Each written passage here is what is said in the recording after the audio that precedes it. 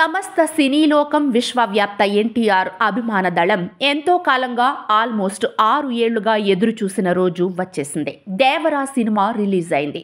Young tiger NTR నవరస నటన విశ్వరూపం, దర్శకుడు కొరటాల శివ అద్భుత ప్రతిభా పాటవం, అనిరుద్ దేవరా ప్రపంచానికి ప్రాణం పోసిన మ్యూజిక్ మంత్రం, రత్నవేలు అద్భుత కెమెరా పనితనం, సాబు సిరిల్ కళా నైపుణ్యం, సైఫ్ ఖాన్ కరుడుగట్టిన విలనిజం, తొలిసారి టాలీవుడ్లో అడుగుపెట్టిన అందాల ముద్దుగుమ్మ జాన్వీ కపూర్ నటనా కౌశలం నేడు వెండితెరపై ఆవిష్కృతమైంది. ఎన్టీఆర్ ద్విపాత్రాభినయంతో మెప్పించగా దేవరా యాక్షన్ థ్రిల్లర్ ప్రపంచమంతా విజయ దుందుబి మ్రోగిస్తోంది. కథ విషయానికి వస్తే ఎన్టీఆర్ అన్నట్లు ఇది 9 గంటల నిడివిగల స్క్రిప్ట్, 2 భాగాలుగా విభజించి చేస్తోన్న హాలీవుడ్ రేంజ్ మూవీ. నేడు రిలీజ్ అయిన పార్ట్ 1 సరికొత్త దేవర ప్రపంచాన్ని సృష్టించి ప్రేక్షకుల్ని ఉర్రూతలూగిస్తోంది. సముద్రం కథా వస్తువుగా ఆ సముద్రంపై ఆధారపడ్డ ఎర్ర సముద్రం అనే పేరు గల 4 ఊళ్ల సంరక్షణ కోసం దేవర బైరా మధ్య జరుగుతోన్న అంతర్యుద్ధమే ఈ సినిమా.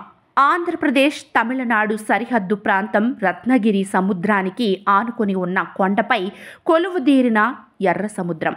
ప్రజలు ఆ సముద్రం గుండా ప్రయాణం చేసే నౌకలపై ఆధారపడుతుంటారు.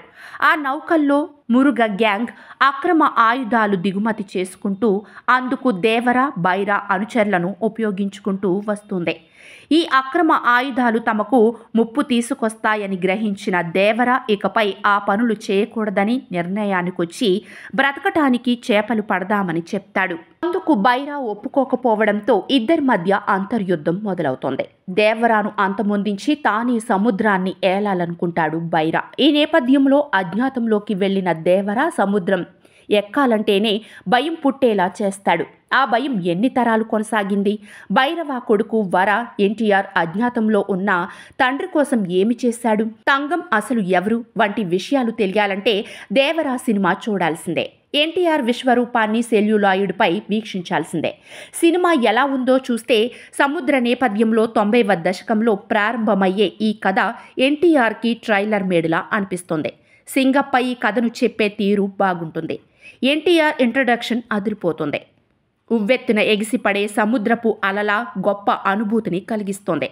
దేవర బైరా ఈ 2 పాత్రల్ని అత్యంత శక్తివంతంగా దర్శకుడు మలిచిన తీరు అద్భుతం. ఇద్దరి మధ్య తగ్గాపోరులా సాగే భీకర పోరాటాలు సగటు ప్రేక్షకుణ్ణి ప్రత్యక్ష సాక్షిగా నిలుపుతాయి.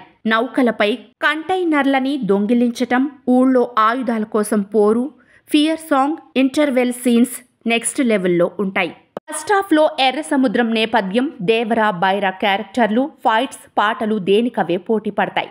ప్రేక్షకుణ్ణి కథలో లీనం చేస్తూ అడుగడుగునా మైమర్పిస్తాయి. అదరిపోయే ఇంటర్వెల్తో బయటకు వచ్చిన ప్రేక్షకుడు సెకండ్ హాఫ్పై భారీ అంచనాలతో థియేటర్లోకి అడుగు పెడతాడు. ఇక వర తంగం పాత్రలు సరదా సందడి మొదలవుతోంది. ఆ తర్వాత మళ్ళీ దేవరాని చూపిస్తూ ఎమోషన్ పెంచాడు.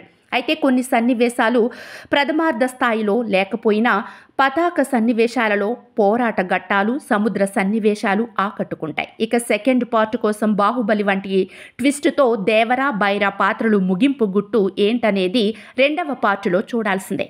ఓవరాల్గా చూస్తే ఎన్టీఆర్ విశ్వరూపం చూపించాడు. సాంకేతికంగా సినిమా చాలా ఉన్నతంగా ఉంది. రత్నవేలు కెమెరా అదిరింది. విజువల్ ఎఫెక్ట్స్ హైలైట్గా నిలుస్తాయి. నేపథ్య సంగీతం, పోరాట సన్నివేశాలు నెక్స్ట్ లెవెల్లో ఉంటాయి. కొరటాల శివ మాటలు ప్రేక్షకుల చేత చప్పట్లు కొట్టిస్తాయి. తంగం పాత్రలో జాన్వి చాలా అందంగా కనిపిస్తోంది. శ్రీకాంత్, ప్రకాష్ రాజ్, అజయ్, మురళి, శృతి, మరాఠే కీలకమైన పాత్రలో కనిపిస్తారు. చివరగా ఒక్కటే మాట, దేవరా పాత్రలో ఎన్టీఆర్ సినిమాని మరో స్థాయిలో నిలబెట్టాడు.